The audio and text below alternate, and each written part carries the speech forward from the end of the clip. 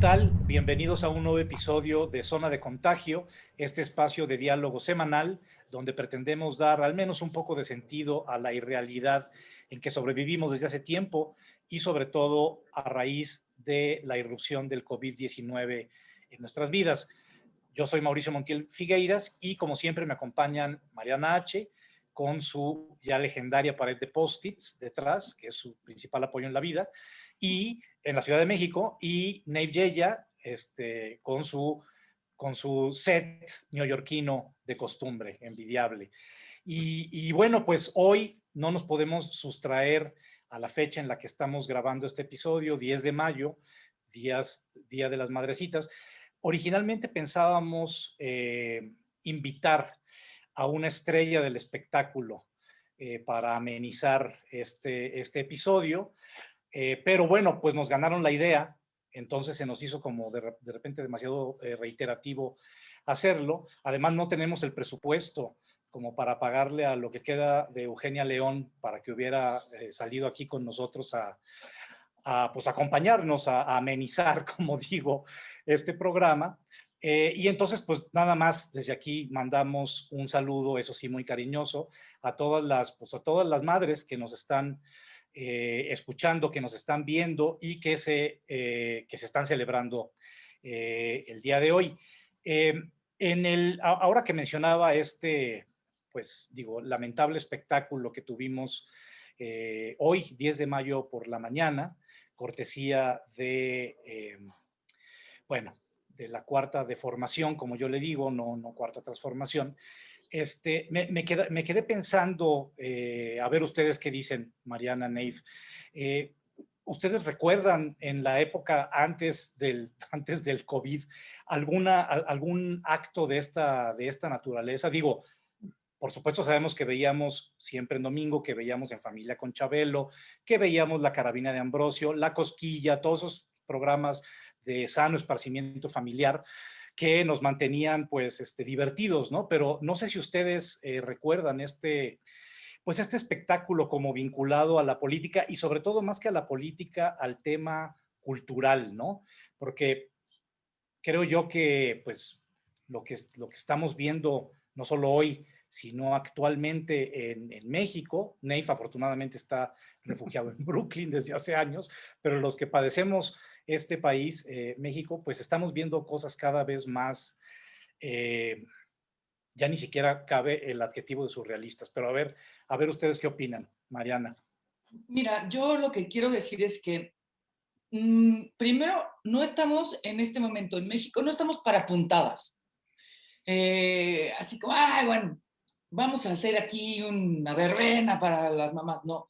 Dos, el espacio en donde hacen este espectáculo no era el espacio donde se hacen espectáculos. Es decir, si hubiera habido una transmisión medio virtual con poco público en el Zócalo para las mamás, va, ok. Pero es otra cosa, es otro recinto, es otro horario. Los símbolos importan mucho, por lo menos para algunos de nosotros en esta época. Entonces, no era el lugar para cambiar radicalmente algo que ha sido muy, muy criticado, que han dicho, ¿por qué todos los días? ¿Por qué tan largas las mañaneras? ¿Por qué no una vez a la semana? Y entonces, en ese sentido, que son tan criticadas por mucha gente, no digo que la mayor parte de la población, pero ¿por qué ahí meter el espectáculo? ¿No? Y también era muy dramático ver en los medios este doble cuadro en donde veíamos por un lado a Eugenia León cantándole a las mamitas y por otro lado afuera del Palacio Nacional mujeres, madres buscando a sus hijos desaparecidos. Entonces el puente no se tendió y eso creo que importa mucho y es una cuestión, bueno, obviamente y en muy particular punto de vista, y ese es el de todos los que vamos a participar aquí, el punto de vista muy particular, creo que fue completamente gratuito, no abonó, al contrario, restó para la 4T o para Andrés Manuel, ya no sé, todo lo que está involucrado en ese sentido. Entonces, de entrada te puedo decir eso. Uh -huh. Wow, Nave, a mí como, tú ahora sí que contigo a la distancia, como dice el bolero. Perdón, nada más algo que me parece muy importante subrayar de lo que, entre otras cosas que acaba de decir Mariana, lo simbólico. los símbolos, cómo el gobierno que padecemos actualmente en México es un gobierno que no respeta símbolos. Sí. Bueno, yo como mencionas, sí, yo lo veo a la distancia, lo veo en pantallas, o sea, igual que todo el mundo, pero Ujú. mis pantallas tienen como otra significación y también otra simbología, porque hay también, a pesar de que parezca que todos estamos en lo mismo, hay fronteras de por medio, hay años de haber dejado la Ciudad de México, de haber dejado, por más que yo me sienta que nunca me he ido, que sigo ahí, que nunca me podré ir, la realidad es que parece que de repente digo, ¿cómo llegamos a este momento? No entiendo, en el que en lugar de que tuviéramos una política más madura, estamos metidos en un momento político de una profunda inmadurez. Y no me refiero a nadie en particular, me refiero a la oposición, me refiero a la manera, a las formas políticas, cómo se están expresando. Es decir, las campañas que vemos para las próximas elecciones no son chistosas. Mariana lo acaba de decir fenomenal. No estamos pa' puntadas. ¿Y qué es lo que está pasando? Esto es ya todo el rollo de la cháchara, de la diversión, de lo bien que le estamos pasando. O sea, parecería si vemos este espectáculo de post preelectoral como si estuviéramos metidos, no sé, en un país que tiene mucha ociosidad, muy ocioso Ujú. y muy distante de lo político y muy cercano a lo espectacular. O sea, lo que queda clarísimo es que el efecto de las redes ha hecho un daño inmenso, inmenso en el espíritu del compromiso. O sea, hace un rato yo pensaba en que, o sea, antes padecíamos políticos realmente obscenos, obscenos y grotescos. Y era una cosa verdaderamente monstruosa la política de este país, pero a fin de cuentas era la política. Ahorita ya no sé qué es, ya es Ajá. algo que ya se comió todo lo demás. O sea, ya la política ya no está en un ámbito que podemos ponerle un corral y decir, bueno, los políticos siempre son deleznables, pero son políticos. Entonces, eres tú el que tiene la culpa si no los juzgas como tales. Pero en el momento en que los políticos son la señora que tiene una cuenta en OnlyFans y el tipo que se refiere a la prensa como yo no respondo mamadas y el no sé qué que hace esto y el no sé cuánto, o sea, todo ya es un carnaval de la obscenidad, de lo grotesco, de la estupidez, que podría tener sentido en un mundo de ociosidad, donde nuestras necesidades estuvieran satisfechas. Como sabemos, ese no es el caso. Entonces, bueno, yo podría extenderme mucho, pero pues sí, me parece que el rollo de que el Día de las Madres suceda algo así, pues es totalmente predecible. O sea, ya no importa nada, porque ya no existe ninguna frontera entre esa vida política que teníamos y esa vida civil, así como ya tampoco existe diferencia entre lo militar y lo civil. Ya todo se está volviendo una mezcolanza. Pues no sé, yo lo veo con mucha preocupación. A lo mejor normal porque no sé de qué estoy hablando.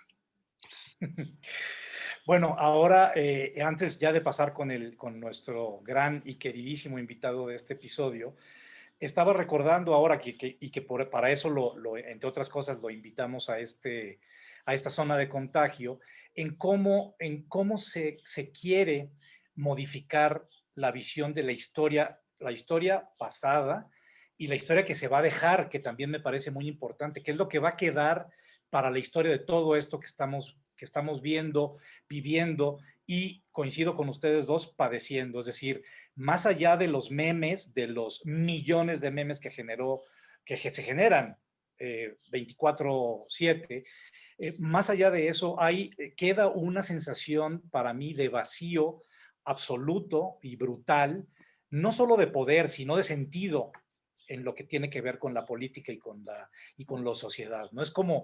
Eh, es como si hubiera llegado efectivamente, veo de repente como esta imagen ¿saben? Cuando los circos terminan su función y que se queda esa sensación como medio de entre melancolía, tristeza, ya se fueron los payasos, quedó oliendo a mierda todo eso, a mierda y a serrín, y uno que se queda nada más así como en la noche con sopla el viento y se mueven las banderillas, los banderines del circo. Esa es la sensación que me está quedando a mí de esto que estamos presenciando, más allá de la broma, más allá de los memes, más allá de los millones de cartones que se van a generar y los billones de tweets que se van a estar, que se van a seguir generando. Recordé también con todo esto de la historia y de cómo se está queriendo ver aquí en México, hay que decirlo, en México específicamente, cómo se está queriendo redimensionar la historia, y no solo redimensionar, sino reescribir la historia, que pues ya está ahí, es decir, el pasado, pésele a quien le pese, a menos de que seas Marty McFly y agarres tu DeLorean, pues es inamovible, o sea, no lo vas a poder alterar, ¿sí? El pasado está ahí, y lo que ocurrió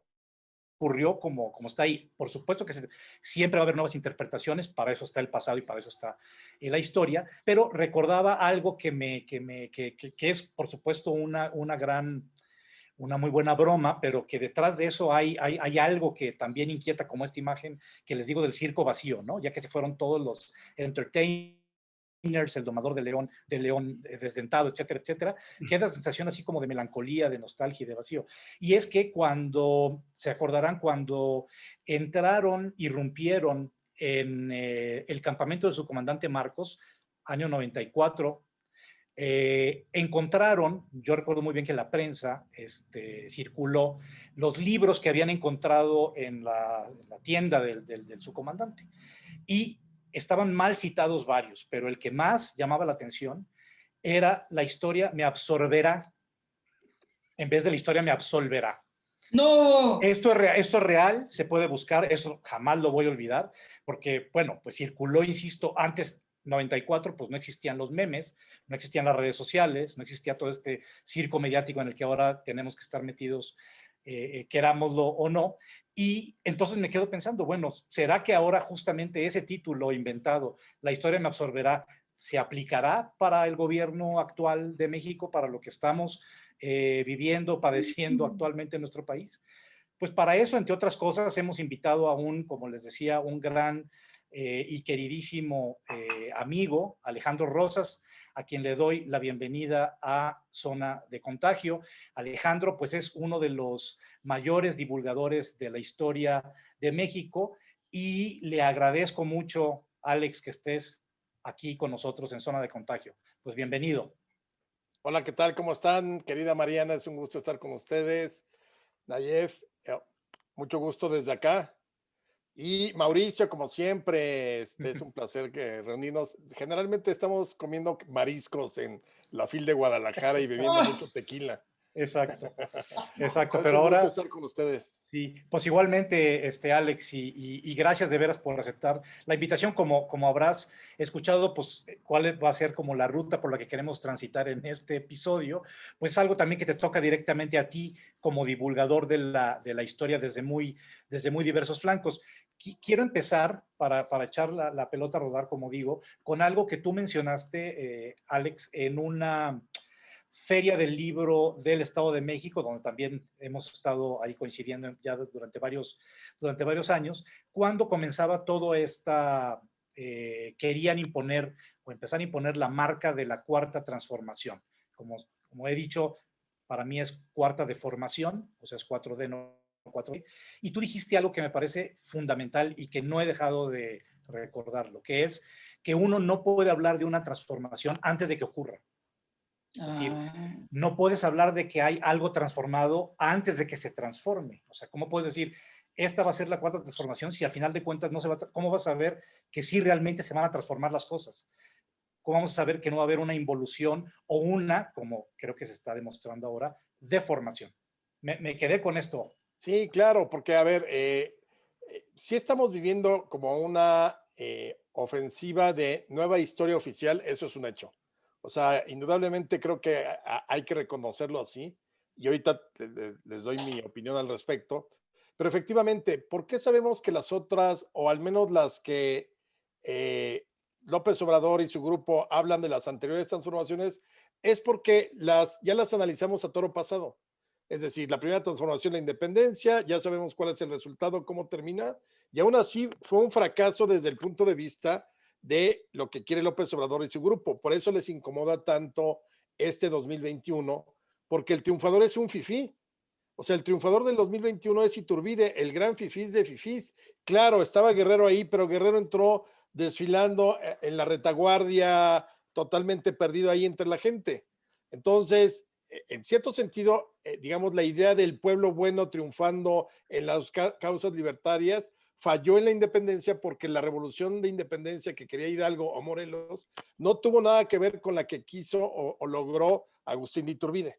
Pero bueno, concedamos que sí se logró, ahí tenemos la primera transformación, porque al final sí nos hicimos independientes. La segunda transformación, la reforma.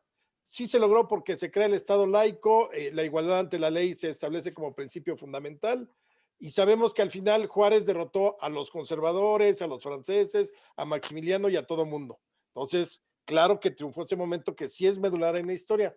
Y la revolución también sabemos el desenlace, una constitución que igual también tiene muchos bemoles, porque no es tan lineal el asunto de quién ganó y cómo ganó, sino tenemos al menos una constitución que surge de todo ese movimiento de 1910, 1913 y demás, y entonces sabemos cómo deriva, ¿no? Al final tuvimos tiempo para decir, sí son los momentos estelares de la historia del México independiente, pero esta, pues te adelantas, te anticipas, porque apenas están poniendo en marcha o los cimientos o las bases de lo que quisieran ellos que pase a la historia como cuarta transformación. Entonces, ahí ya de inicio lleva un elemento totalmente egocentrista, mesiánico, ya lo dan por hecho.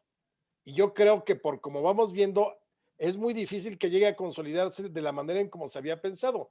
Ahora, en el discurso puede triunfar, pues quizá, dependiendo también de lo que suceda en las elecciones, en las intermedias, en el 24 y demás. Pero si era muy aventurado decir que esta es la cuarta transformación, no ha sucedido, y puede quedarse totalmente como uno de los pasajes más absurdos, como ahorita lo decían, más ambiguos, más de ocurrencias. O sea, quizás sea la primera gran transformación de ocurrencias en la historia de México, porque no hemos dejado de ver eso una tras otra, ¿no? Sí.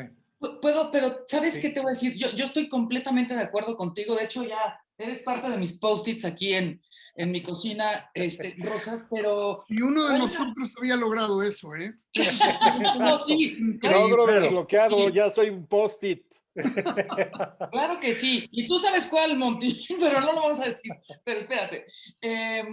Pero lo que estás diciendo es muy importante y tiene que ver con algo que no es culpa de la 4T o de Andrés Manuel necesariamente, en el sentido de que también este discurso tan armado, con esta demagogia y con estas palabras de los hidrocarburos y el multiculturalismo y el coadyuvar con nuestros pares, o sea, de pronto había una cuestión que decías, ¿qué carajos están diciendo? Y si Andrés Manuel llega y dice, cállate chachalaca, y dice, fuchicaca, y dice, corrupto, frijol con gorgojo, o al carajo, como más adelante hablaremos, es una cuestión de cercanía con el público, con el pueblo.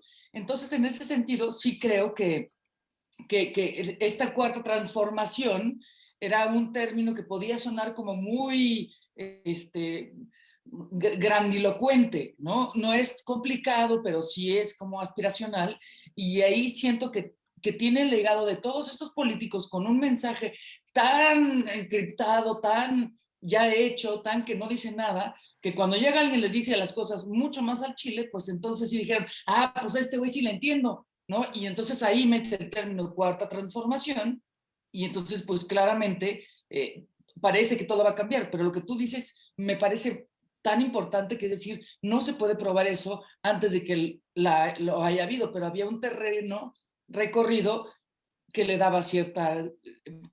No, ni siquiera quiero utilizar la palabra credibilidad, pero entendimiento, ¿me explico? Claro, porque además, o sea, sí hay que pensar que las palabras tienen peso y cuentan, ¿no? O sea, no solamente son suma de vocales y consonantes que te dan una palabra que tiene un significado.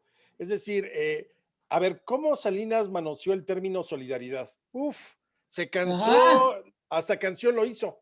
Solidaridad, venceremos, y todo el mundo cantaba, todos los artistas de Televisa, ¿no? Claro. Entonces, sí hemos visto cómo se ha ido degradando el lenguaje de términos que quisieran muy, si vale la expresión, luminosos. La solidaridad, pues es algo muy importante y aquí le dieron en la madre totalmente por ese abuso, igual que lo hace la 4T. O sea, este asunto de los neoliberales, yo creo que va a terminar por agotarse y se vuelve en contra de su creador, porque ya todo el mundo lo toma a burla. Pero es un hecho que, a ver, yo sí creo que lo que no tenemos aquí es nada nuevo. López Obrador no es nuevo, desde la perspectiva de la historia, no es alguien que esté transformando o quiera transformar el país hacia un lugar distinto de lo que ya hemos pisado, conocido, experimentado y padecido en otros momentos de la historia. O sea, no hay nada nuevo en el mensaje. La idea de hablar siempre en nombre del pueblo, a favor del pueblo, es que el pueblo quiere, es que el pueblo es sabio, es que el pueblo es justo, todos lo han hecho. Entonces, lo que nosotros estamos viendo es aquí una reedición, yo creo que de una historia oficial que no aporta absolutamente nada. Ni siquiera hay una visión novedosa de los personajes, sus 4 personajes. Bueno, es Juárez, es Hidalgo, es Cárdenas y es Madero. Si nosotros analizáramos a López Obrador de acuerdo a cada uno como fue en su momento, López Obrador sale volando porque no cuaja en ninguno. Por ejemplo, Madero fue un absoluto respetuoso de las leyes y las instituciones y eso le costó la vida, así de simple. O sea, al grado de preferir gobernar con el ejército porfirista que era su enemigo. ¿Por qué? Para tratar de romper lo menos el orden constitucional después de la revolución contra Díaz. Entonces, tenemos digamos, un embate de una nueva historia oficial, sí, pero es una nueva historia oficial que se remite a los años 30, donde el nacionalismo es totalmente de los años 30, donde la idea de soberanía, patriotismo es de los años 30, donde realmente los héroes eran perfectos, como presenta siempre a Juárez o a los liberales, y en la oscuridad, en el infierno cívico están los conservadores, ahora los fifís, desde luego los neoliberales, pero no hay ningún tipo de aportación de esa historia oficial que se está construyendo a una discusión o a una mentalidad de un país que necesita ya dar un salto siguiente. Con esta idea de el perdón a los pueblos indígenas, que la corona española nos pida perdón, que nosotros defendamos la soberanía, todo eso lo único que hace es encerrarte en ese viejo y anquilosado nacionalismo de los años 30, pero no hay una visión a futuro, realmente no hay una visión a futuro donde, a ver, ya olvídate de, como decías, Mauricio, el pasado ya pasó, podemos interpretarlo cada generación de una manera distinta, podemos plantearlo de un modo distinto, rescatar otras cosas y eso, pero al final ya es inamovible. Tenochtitlán cayó el 13 de agosto de 1519. Le puedes llamar invasión, le puedes llamar incidente, como ahora Claudia Sheinbaum le llama a lo del metro. Ah, qué Puedes mamada. llamar cualquier cantidad de cosas, pero el 13 de agosto de 1521 se jodió México Tenochtitlán. Con la ayuda de los tlaxcaltecas, de los huejotzingas, de los 1200 españoles, cayó el imperio azteca. Y les puede arder y por más que quieran vender la idea de que no, pero es que fue una invasión porque ya existía México. La realidad es una. Ya como lo interpretes, entonces aquí hay 2 caminos. Uno es la historia. Y creo que nosotros tendríamos que discutir ese tipo de acontecimientos en el ámbito de la historia con los historiadores académicos, con los investigadores. Ahí hablas de interpretación. Pero lo que hace la 4T es, lo típico también que ha hecho y que se hace en todo el mundo es utilizar la historia en términos ideológicos y políticos para sostener su discurso, para sostener su proyecto. Eso no es historia, esa es la interpretación que yo, López Obrador, quiero darle a la historia porque me conviene así plantearla. Y esa es mi historia oficial. Sí, estoy pensando también, otra cosa que ahora que te escucho y que me quedo pensando es cómo este simulacro de gobierno intenta hallar, o sea, pugna y lucha y batalla día con día, hora con hora, en buscar todos, o sea, hacerse como de una batería de eufemismos para no decir lo que se tiene que decir. Sí. Es decir, es estar híjole, es que no puedes decir cayó Tenochtitlan. Entonces, a ver, búscale, no puedes decir que hubo una tragedia de una enorme magnitud en el metro. Fue un incidente. Pues no fue un incidente. Incidente es la película de Night Shyamalan, que no es tan mala. Y ese es el incidente, ¿no? O sea, lo que pasó en Oye, el metro. pero eso es sí. muy de esta izquierda rara y extraña, que no es izquierda. Pero acuérdate desde la época de Mancera y antes, puta, tienes un metro y ves los coches navegar en el periférico, en el viaducto, y dicen que son encharcamientos, no inundaciones. Sí. No se inundó la Ciudad de México, son encharcamientos. El eufemismo como forma de gobierno, claro que está ahí Sí. presente. Sí. No sé, Nave, tú, Bueno, no, pues difícil añadir mucho a esto. Estoy pensando en este cuento de Ted Chiang, en su nuevo libro, en Exhalation, que me parece fabuloso porque no sé si lo conocen, pero básicamente lo que cuenta es un viaje en el tiempo. Mauricio, por supuesto, lo conoce. Mauricio ha leído 10 veces más de lo que yo puedo leer en una vida, pero bueno, es cierto. Entonces, básicamente lo que cuenta es de este viaje en el tiempo y la constatación es que me parece muy interesante porque la constatación es que no puedes cambiar el pasado. Visitar el pasado, puedes hacer lo que quieras en el pasado, pero no vas a poderlo cambiar nunca. Y lo único que puedes hacer es aprender más detalles sobre el pasado. Y me parece tan significativo. Cuando yo lo leí dije, pues exactamente es eso, ¿no? Es como, estaba yo hoy pensando justamente en este libro Karl Popper que leí cuando estaba en la carrera, que no me acuerdo muy bien de qué va, pero me acuerdo que en aquel momento era muy importante, era la miseria del historicismo, que era un poco esta idea también, ¿no? De cómo la historia se emplea para justificar fines ideológicos, para explicar de nuevas maneras lo que estás haciendo ahora en un contexto grande, en un contexto trascendente, en un contexto que no solamente tiene futuro, seguro, porque tú estás proponiendo que hay un futuro, sino que tiene un pasado cargado de gloria. En fin, entonces siento yo que es esto, nos estamos regresando al pasado para mirarlo de maneras distintas, tratando de aprender de él de otras maneras, y lo único que estamos haciendo es llenándolo de adjetivos. Y eso es bastante pesado y bastante doloroso. A mí en lo personal, yo me guardo mis opiniones acerca de lo que realmente importa o de lo que realmente debería importar en la política que está teniendo, que está aplicándose desde el poder ahora. Espero que algo se me escape. Espero que yo no estoy, simplemente soy uno más de los que no entienden. Eso es lo que deseo.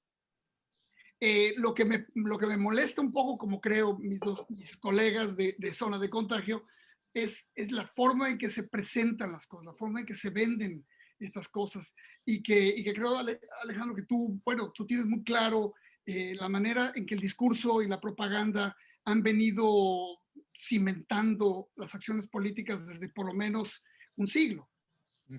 Sí. Absolutamente. A ver, tampoco tenemos que decir, esto es inédito, no. O sea, la historia oficial la utilizó el PRI 17 veces. De hecho, la tenía olvidada Fox, Calderón y Peña Nieto prácticamente, pues de ahí lo deslucido que fue el bicentenario de la independencia y todo eso. O sea, creo que era una gran oportunidad como para que el PAN recuperara algo de la historia, sobre todo a Madero y todo eso, y la dejaron ir. Y desde luego yo creo que Peña Nieto ni siquiera sabía que historia se escribe con H. Pero fuera de ahí, sí llegó ahorita López Obrador con una cargada totalmente de historia, pero es una historia que solo está construida en su imaginación. Ahora, todos los países tienen historia oficial, ahí sí, tampoco es de que, es que ahora nos vamos a rasgar las vestiduras. Y por otro lado, a diferencia de la vieja historia oficial, la que nos tocó a nosotros en la segunda mitad del siglo XX estudiarla y todo eso, en aquel entonces no había manera de confrontarla con nada. Es decir, había la historia académica, pero los sabios de ahí eran los que discutían en la academia.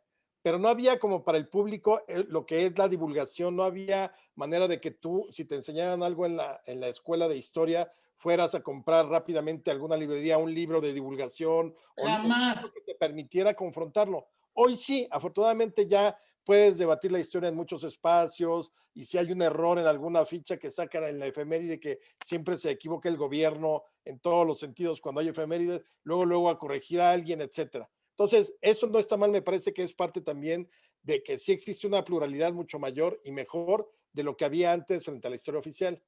Pero esta liberalidad con la que López Obrador, a ver, sí, yo creo que él sí vive en una historia que él mismo se está escribiendo para sí mismo, no para los demás, sino yo creo que es la que se construye él. Esa historia donde él le parece que es buenísima la anécdota y decirle en la Asamblea General, no en la Asamblea General de Naucalpan, de los colonos de Ciudad Satélite donde viven mis papás, es en la Asamblea General de las Naciones Unidas y le parece buenísima la anécdota de, ¿sabían por qué a Mussolini le pusieron Benito? Porque los papás supuestamente admiraban a Juárez. O sea, en la cabeza de quién es buena idea eso. O decirle a los gringos, sí, aquí había una frase que dijo Porfirio Díaz que ni la dijo, que además inventa mucho ese tipo de frases grandilocuentes que realmente no hay manera de saber si se dijeron o no, pero esa de, sí, aquí decíamos pobre de México, tan lejos de Dios y tan cerca de Estados Unidos, pero ahora ya es diferente. O sea, ese tipo de cosas, pero yo creo que él se construye su propia narrativa histórica y yo sí creo, a pesar de que eso supuestamente fue una pifia, no sé si se acuerdan, hace como un mes o mes y medio, el presidente municipal de algún municipio, no sé si de Sinaloa o de Sonora, mandó a hacer un mural, pues muy al estilo 4T, con los personajes históricos de la 4T, y entonces estaba Hidalgo, Madero, pone a López Obrador, Cárdenas y el otro, bueno, junto a los cuatro de la 4T, y ahí ya él metido. Yo sí creo que él ya en ese momento se considera un protagonista de la historia a la altura de estos personajes. Y ahí es donde vienen este tipo de cosas que, como bien decías, Nayef, nos perdemos de pronto en la forma, habiendo tantas cosas que estar viendo, cuestionando, discutiendo, analizando de la problemática nacional, que desde luego no es la pandemia nada más, sino hay otras 10,000, y terminamos llevados porque se le ocurrió dar una cátedra y luego sus corifeos dicen que es la mejor cátedra de historia que me he escuchado una mañanera cuando habla de los conservadores y de cómo Zarco criticaba a Juárez y entonces hace toda su visión de la historia. Me lo imagino de pronto como esos murales chafas que mandaban pintar en las presidencias municipales donde se veía el pueblo heroico, ¿no? Pero pues todos horribles los monos. Así es la historia que cuenta López Obrador. O sea, porque verdaderamente eso no es historia. O sea, hay que decirlo. Y yo suelo decirlo mucho a la gente en distintos foros. Si ustedes quieren conocer historia, vayan a los foros de historiadores. El presidente no sabe historia, o si la sabe, la utiliza de un modo que no tiene nada que ver con el conocimiento de la historia. Sí, fíjate que ahora, ya que necesito a Ted Chiang, estaba recordando, pero también hay con un ajuste y toda proporción guardada, le pido, pero me va a llegar a jalar los pies hoy en la noche Borges, por estarlo trayendo ahí en este contexto, que obviamente López Obrador, o sea, supongo que en su vida ha oído hablar de Borges, ni le interesa saber. Borges tenía unos héroes políticos también bastante perversos. No, sí, no, pero me voy a referir no a sus visiones políticas, que sí son bastante cuestionables, sino a literarias. Y se acuerdan, obviamente, de uno de los cuentos clásicos de Borges, es Pierre Menard, autor del Quijote. Este loco que de repente dice, pues, ¿por qué no? Me voy a chingar otra vez el Quijote, a copiarlo palabra por palabra y voy a decir que es mi obra. Entonces yo creo que un poco traspolándolo, López Obrador está haciendo un poco eso, ¿no? Decir, bueno, pues acá está la historia, ¿no? Pues a ver, ¿quién chingados me dice que no voy a copiar la historia? Y nada más, a diferencia de Pierre Menard, que no hizo ninguna alteración, pues ahí le voy metiendo, ¿no? O sea, en vez de este término, no, pues esta palabra no me gusta, meto esto. Este cuate es neoliberal, no, pues lo sacamos, ¿no? Y entonces, pero ahí está, como un poco lo que decías tú, Alex, que no es nada nuevo, efectivamente, esto que estamos viendo no es inédito, iba a usar un término, no voy a decir una palabra, una imagen muy vulgar de que me decía un amigo, pero es como la misma gata, pero... Dila, ¿cuál es la imagen? No, porque sí es, bueno, pues sí, ¿verdad? Pues sí, ya. Es la misma caca, pero de distinto culo. O sea, no, pero yo les advertí que era muy vulgar, es la misma gata pero revolcada, pero suena más bonito como lo decía mi amigo, ¿no? Porque es efectivamente eso, o sea, no es nada nuevo bajo el sol. No hay nada nuevo bajo el sol, perdón, por desgracia. Nos sorprendemos, nos azoramos, yo me quedé ahora se me cayó el poco pelo que me quedaba al ver lo de todo el circo mañanero de hoy con lo que queda de Eugenia León. Pero luego dije, bueno, pero es que así ha sido siempre, nada más es de otra manera. Pero así ha sido siempre y él viene de, él se construyó totalmente en términos de educación política con el PRI. Claro. Esto que ahorita mencionaban del evento de la mañana con Eugenia León, ese era el festival que organizaba el gobierno y que se llamó en los años 60 y 70 el Festival de las Cabecitas Blancas en el Auditorio Nacional. Y entonces se repartían boletos gratis y estaban los artistas de moda. Llegó a estar Pedro Infante, Jorge Negrete, María Félix, Pedro Vargas, Agustín Lara, y eran las cabecitas blancas porque entonces las mamás eran vistas como siempre viejitas, aunque tuvieran 30 años. Sí. Pero entonces era un gran espectáculo organizado, ya fuera por el Departamento del Distrito Federal o por el gobierno, y entonces había sorteos, había regalos, había premios. Eso, exactamente, ese Festival de las Cabecitas Blancas, lo vimos hoy en Palacio Nacional, igualitito así. Entonces, te digo, no hay nada nuevo bajo el sol. No, sí, pero te voy a decir una cosa que me parece bien importante. Sí vimos a las cabecitas blancas, vimos la nueva etapa de vacunación que nos representaban a los de, bueno, yo todavía no tengo, pero ya mayores de 50, como viejecitos cuidando a su gatito, bueno. Hubo mucha controversia. Otra parte también simbólica importante. Pero mira, a final de cuentas, que si Eugenia León, que si Vicente Fox cantó con Mijares, que si o sea, esas cosas pueden ser cagantes, pero bueno, no es que las acepte, pero sí yo siento que el presidente López Obrador, que ya no estoy ni siquiera hablando de la 4T y de todo su equipo, porque parece que él va con, así como a los niños, vamos solito hasta ver a dónde llegas. Voy derecho, no me quito. Sí. Ajá. Ha tenido, para mí, como mexicana ciudadana que paga sus impuestos, 3 momentos. Uno, la marcha feminista, en donde, teniendo a Olga Sánchez Cordero y a Claudia Sheinbaum, ¿no? Como dos personajes importantes, y entonces como que lo desacreditó, y, pues, eso antes de la pandemia. Después, cuando viene la pandemia, su manejo fue terrible. Abrácense, los detentes, el otro en Puebla, el mole de olla. Eso me pareció terrible. El escapulario. El escapulario. Cuando hay protestas, una vez más, por la candidatura de Salgado Macedonio, y se encabrona, dice ya chole. Esas palabras son muy importantes, así como les decía yo hace rato, que decir cállate chachalaca y fuchicaca conectan muy bien, también ya chole conecta muy bien, ¿no? Para mí, para mal.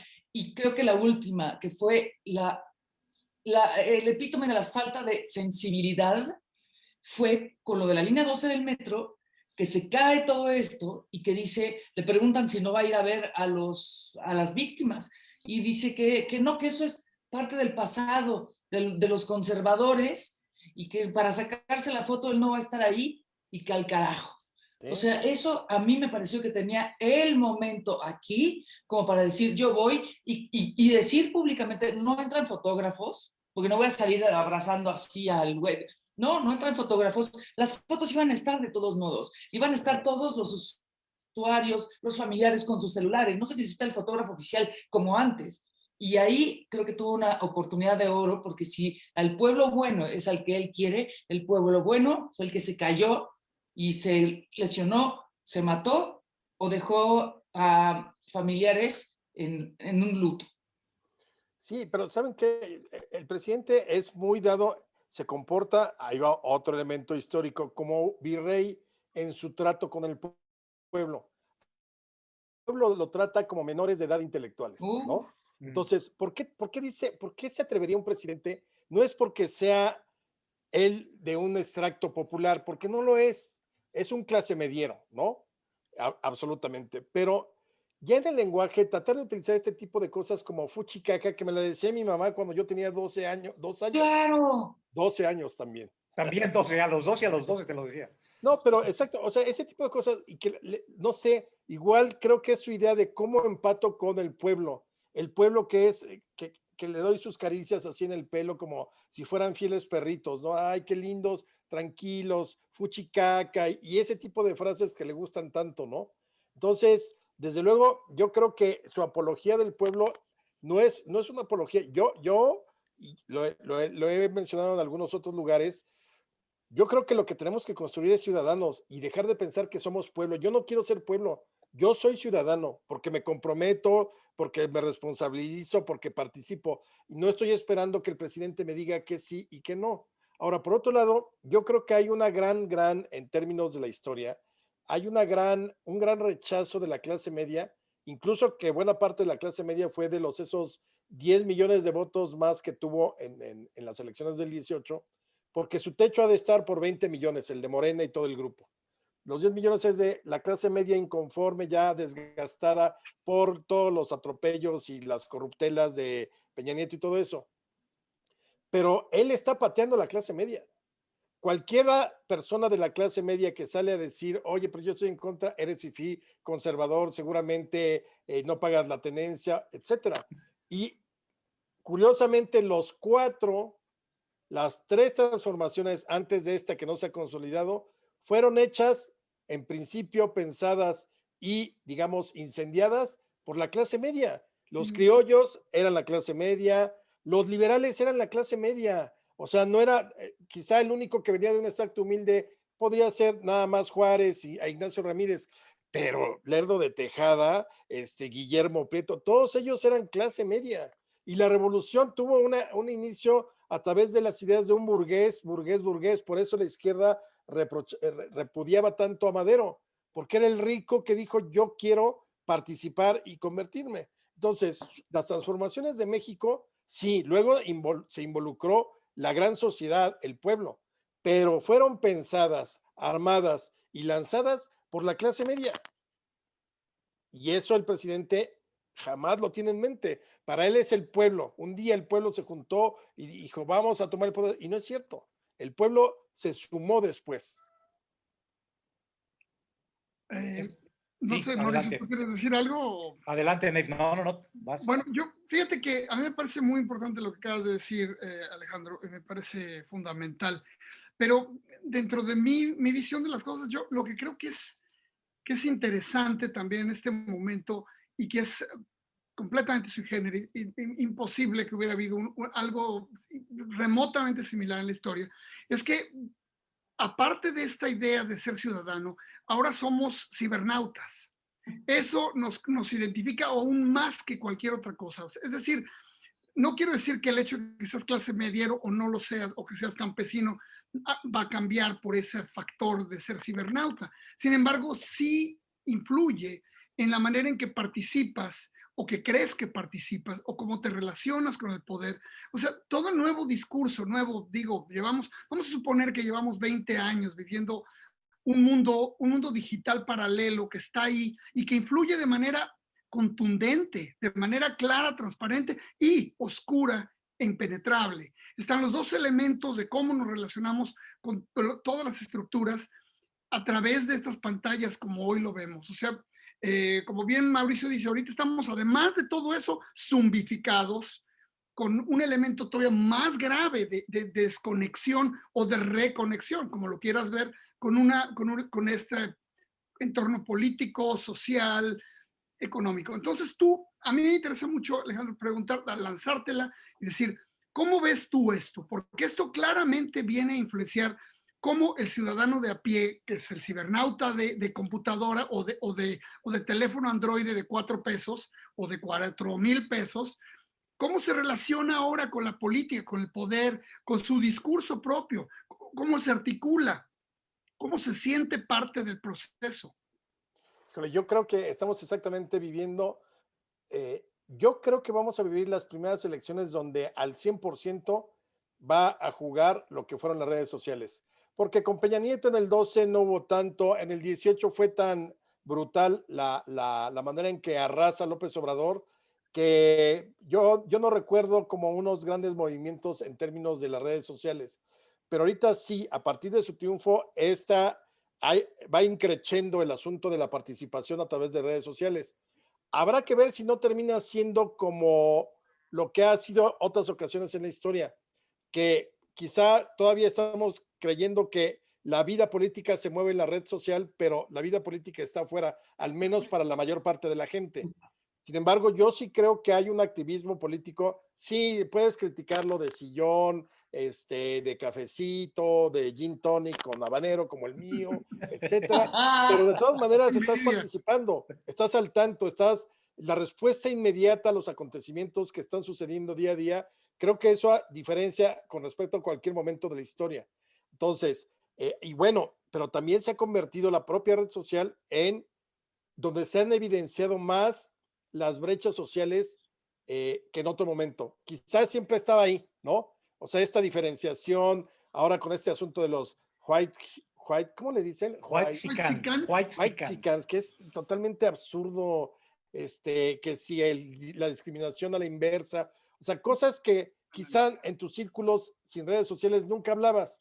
Ahora está totalmente contenido en las redes sociales, pero yo sí creo que las redes sociales han evidenciado más la diferencia de los estratos sociales, porque como dices, cualquier persona que puede tener un teléfono de 4 pesos o de 4,000 entra a ese ring gigante que es, en el caso mayor, Twitter, pero desde luego Facebook y demás.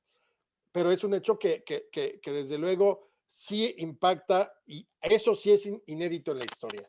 O sea, nunca habíamos tenido la posibilidad, además la posibilidad de poderle mentar la madre, por ejemplo, a Jesús Ramírez y que te conteste, o te bloquee, o a Noroña, o que los panistas ataquen a los morenistas y se den entre ellos. O sea, realmente los políticos en México sí le apostaron para estas elecciones, yo creo, y para las que vienen también seguramente y a futuro, en que las redes sociales se mueven demasiados intereses que sí pueden definir una elección, porque es increíble. O sea, por más que tú podías tener el teléfono del diputado, tú le pones algo que te disgustó o lo criticas severamente y así bajita la mano te bloquea. Si son más inteligentes, te responde y se defienden, pero ya es un contacto directo, independientemente de los trolls y los bots. Sí hay un contacto directo que no se tenía antes por ningún método habido y por haber. Hay una cuenta ahora que mencionaban, estamos entrando ya en el tramo final. Hay una cuenta que nos recomendó nuestro querido productor estrella Alejandro Borrego, que se llama Candidatos Out of Context. Es buenísimo. Buenísimo. Es verdaderamente para los que no conocen esta cuenta. O sea, es asomarse y, por supuesto, o sea, yo estuve, qué sé yo, 1 hora que no paraba de reír, de doblarme de la risa. Vuelvo a la sensación misma. Se te acaban las carcajadas, se te acaba el impulso de reír y luego te quedas y se fue el circo. El circo vacío, oliendo a mierda de animales y a serrín. Y dices, ¿qué es esto? ¿Qué es, por amor de Dios, de verdad, qué es esto? ¿Qué es este país en el que estamos viviendo? Que Eso es México bizarro. Sí, claro, bueno. México bizarro, exacto. Es el México bizarro que tú, exacto, que tú. Porque es increíble. A ver, si no hubiera redes sociales, yo creo que no, yo no sé por qué en esta campaña, y eso pasará a la historia, y seguramente lo documentaremos en algún futuro México bizarro, edición campañas políticas, todos los candidatos, o la mayor parte de ellos, se dedicaron a bailar, a hacer coreografías y a cantar. ¿De dónde salió eso? Exactamente, o sea, yo iba no a salir de una tumba, Rosas. O sea, no mames. Y de ahí 1,000, o sea, 1,000 bailando y además con cero gracia, robándose canciones ya conocidas para ponerles una letra.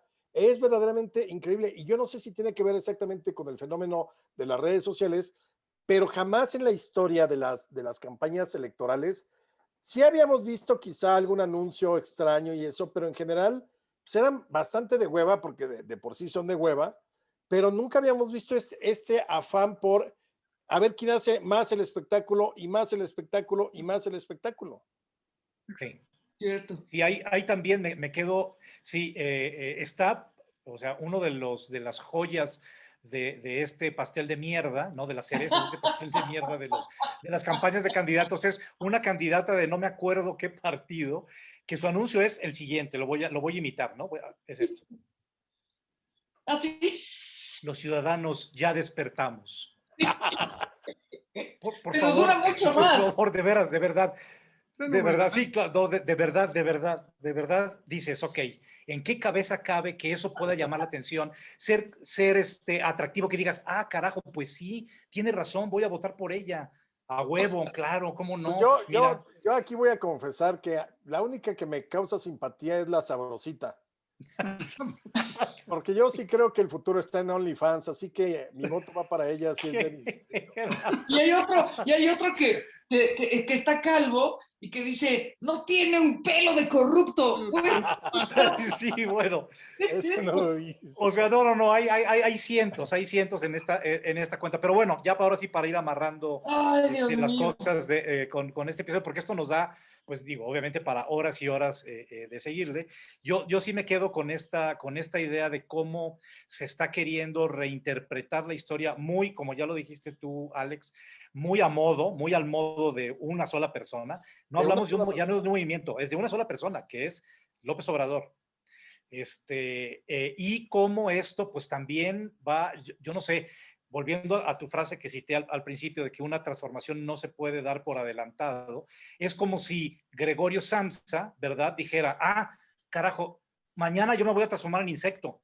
Exactamente. Pues no lo sabías, A ver, ¿tú ¿no? te O sea, imaginas a Juárez diciéndole a Melchor Campo, güey, vamos a chingarle para la segunda transformación?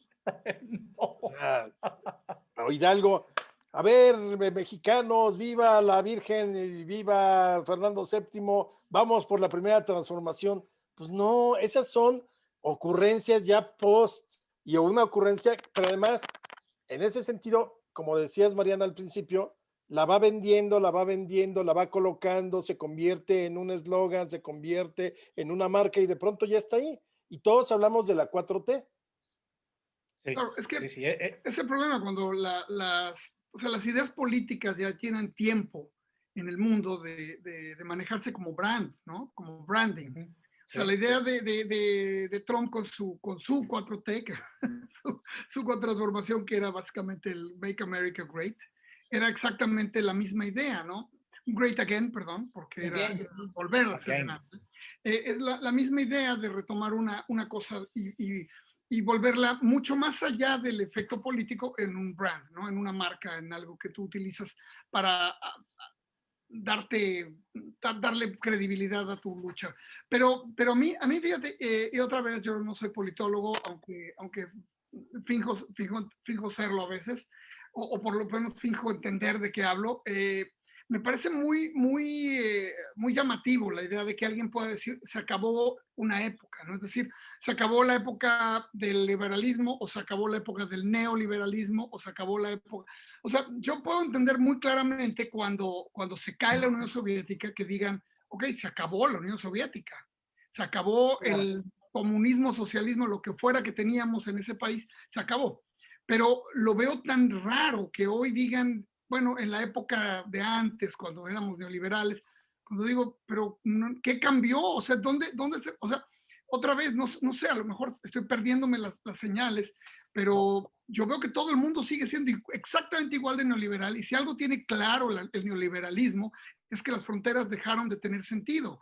O sea, en gran medida el hecho de que el neoliberalismo sea como tal es por la manera en que fluyen los capitales sin importarles un carajo fronteras, jerarquías o intereses laborales. O sea, y eso yo lo veo exactamente igual en Tailandia, Vietnam o México que en los Estados Unidos o en Europa Occidental. Entonces, ¿cómo podemos decir que se acabó algo? Eso me parece algo muy extraño y probablemente necesito que alguien me guíe. No, pero tienes toda la razón. O sea, ahí te das cuenta que López Obrador no sabe historia, porque la historia al final, puedes ponerle lo que quieras, al final es un proceso. No es de un plumazo se acabó una época, como dices. O sea, ¿por qué llegamos al neoliberalismo? Porque después de 30 años de estar en la sustitución de importaciones, el keynesianismo y todo ese tipo, cambió el modelo, pero todo es un proceso lento. Por eso, efectivamente, a pesar de que ya se acabó el neoliberalismo, no es cierto. Y lo sigues viendo hoy en las vacunas, en la manera como México, a pesar del gobierno, se ha tenido que comportar frente a organismos financieros internacionales.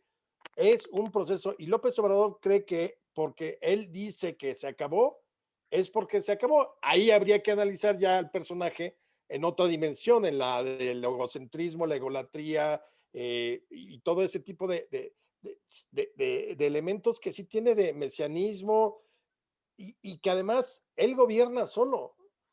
Tiene un grupo de corifeos que le aplauden todo, nadie se atreve a decirle nada, pero al final lo que él quiere hacer, si la realidad no es como él dice, peor para la realidad. Él construye su realidad. Sí. Fíjense, me quedo pensando, pues ya nos vamos a tener que despedir.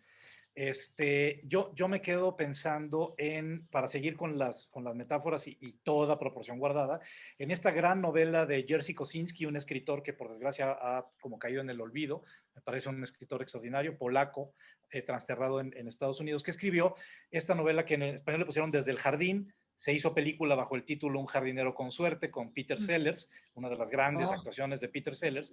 Y si recuerdan, bueno, para los que no sepan, la trama es este hombre de no muchas luces, que es un jardinero, que se dedica a eso, a cuidar el jardín, y que él se vuelve de repente el principal asesor de la política de Estados Unidos. ¿Por qué? Porque todo lo que él dice, todo lo que él habla en sus metáforas del jardín, no, pues es que ahora las semillas, cuando llega la primavera, hay que ponerlas sobre el terreno fértil para que empiecen a brotar los frutos. Ah, está hablando entonces que al principio de todo gobierno uno tiene que estar con... Entonces, es una novela extraordinaria, la película también es extraordinaria y me parece una gran metáfora y muy aplicable a lo que estamos viviendo ahora. Y yo diría, me extendería no solo en México, sino también en otros países del mundo, porque aquí por desgracia, no nos cosemos solos, ¿no? Estamos en el mismo cocido con otros países. Pero ahí está esa imagen del buen salvaje, ¿sí? Del tonto del pueblo también un poco, que de repente se vuelve eso, o sea, una figura estelar, porque todo, por supuesto, todo lo que dice puede ser interpretado como una metáfora de algo más, pero lo mismo funciona para la política que podría funcionar para, qué sé yo, los viajes espaciales, lo que fuera, los viajes submarinos, la explotación petrolera, o sea, todo lo que uno dice puede funcionar para metáfora de algo más. Y yo creo que con esto podemos cerrar porque lo que se ha mencionado aquí también en este episodio que me parece fundamental, las palabras, ya lo dijeron también, lo dijiste tú, Alex, con mucha confidencia, las palabras no son gratuitas, no nada más es poner vocales y consonantes y echarlas ahí y formar oraciones, no. Las palabras tienen un significado y pesan, tienen un peso y ese peso las puede volver graves o ligeras dependiendo del contexto en el que se utilizan. Y eso me parece que también es una de las grandes fallas, no solo de este gobierno de México, sino de muchos otros gobiernos, en los que al parecer, para ellos, no al parecer, obviamente no les importan las palabras, no tienen ningún respeto por el lenguaje, por lo que quiere decir el lenguaje, por lo que quiere transmitir el lenguaje, y por eso, en el caso específico de este gobierno, creo yo, hay tal desinformación y tal choque de información encontrada todo el tiempo, porque no saben que el lenguaje sirve para transmitir ideas, ¿sí? No solo es para tirar rollos, para decir, ay, fuchicaca, ya cállate, chachalaca, al carajo. No. Cada palabra tiene un peso. Entonces, hay que tenerlo eso muy en cuenta. Pues ahora sí se nos acabó el tiempo, entonces muchas gracias Alejandro Rosas por estar aquí con nosotros en Maestro Rosas. Gracias. Gracias, Mariana, gracias, Nave, y dejo que Nave cierre como siempre con el eslogan. Les agradezco a ustedes la invitación, estuvo padre platicar. Al contrario, Alex, a ti. Pues caray, suscríbanse, píquenle al me gusta y compartan con sus cuates. Acuérdense, zona de contagio para toda la familia. Hasta la próxima. Aunque digas caca o mierda. Sí, no, exacto.